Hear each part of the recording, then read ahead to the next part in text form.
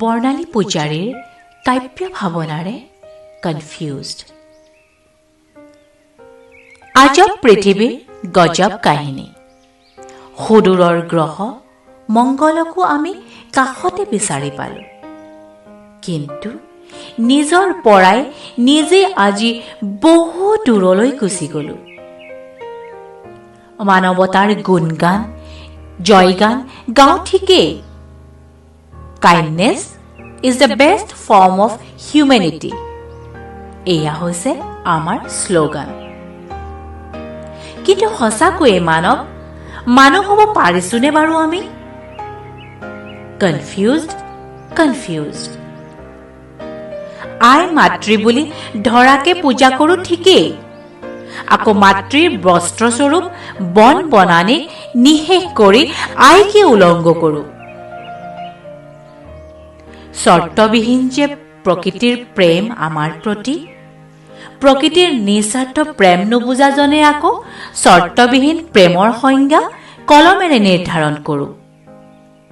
Chicken biryani, mutton কাবাব, পাৰৰ জালুকীয়া, হাঁহ কোমোৰা, কি যে সোৱাদ! উফ, মনত নেপেলাবা ভাই। আকৌ confused. Then how can I love my kitty, my doggy? তাৰ মানে কিছু মোৰ জিভাৰ জুতি আৰু কিছু হিয়াৰ আমঠু, my baby। বিদ্যালয়ত দেখোন শিক্ষকে ঠিকেই শিকালে, why trees are important in our life। কাৰণ trees are vital. They give us oxygen, store carbon, stabilize the soil and give life to the world's wildlife. আমাৰ শিক্ষা কেৱল তেন্তে কিতাপৰ জ্ঞান হৈয়ে ৰ'ল।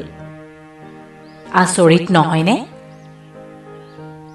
বিজ্ঞান গণিতত 100ৰ ভিতৰত 100 নম্বৰ পোৱাজনেও আমি উশাহৰ বাবে যাৰ ওচৰত সদায় চিৰঋণী।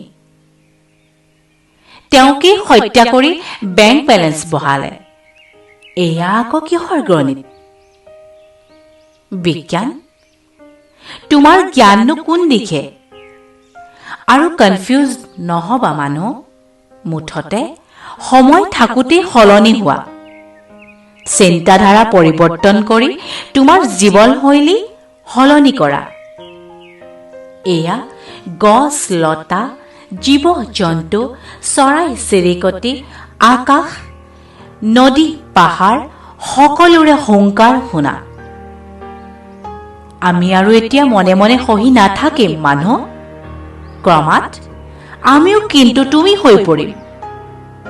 যিদিনা তোমাৰ কৰ্মফলৰ হিচাপ ল'ম, ক'ত লুকাবা তুমি?